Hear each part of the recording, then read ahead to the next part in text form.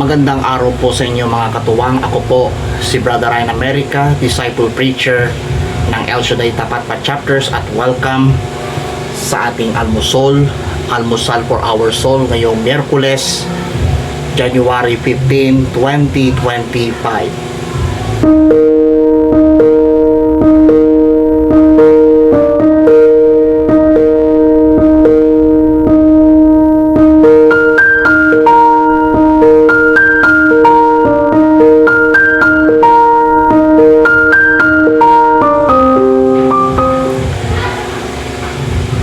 Ang mabuting balita ay Mark 1:29-39. Sabi ng katapusan ng Ebanghelyo, at nilibot niya ang buong Galilea na nangangaral sa mga sinagoga at nagpapalayas ng mga demonyo. Magandang trending, fresh, hot topic at viral ngayong Wednesday. Ang tawag dyan, yung tinatawag nating mission outbreak. Yan ang mission outbreak ng Panginoong Hesus. Ang mangaral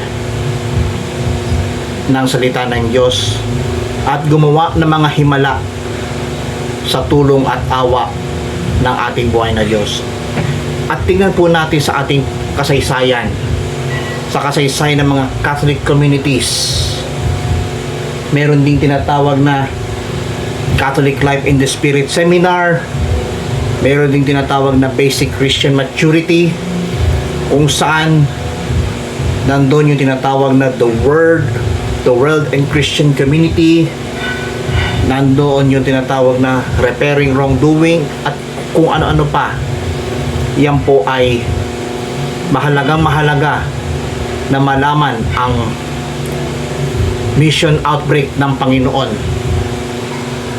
At yun din ang ating dinadala saan man dako, ang mission outbreak ng Panginoong Hesus sa pamamagitan ng salita ng Diyos. At kapag dinala ang mabuting balita saan man dako tayo nandoroon, si Hesus ang ating saligan ng ating pananampalataya. Siya lamang ang tunay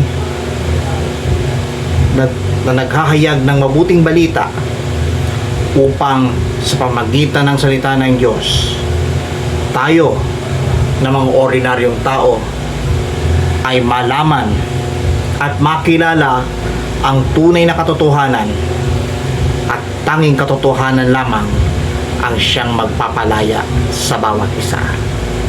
Kung nagustuhan niyo po ang video na ito at mapagpala, pass to others. Punuin ang mabuting balita sa social media at gawing viral, trending, fresh at hot topic ang mabuting balita Lunes hanggang Linggo dito po sa ating Almusal for Our Soul. Magandang araw po ang bati ko po sa inyo lahat, kapatid, friendship, ka-prayer partner, katuwang.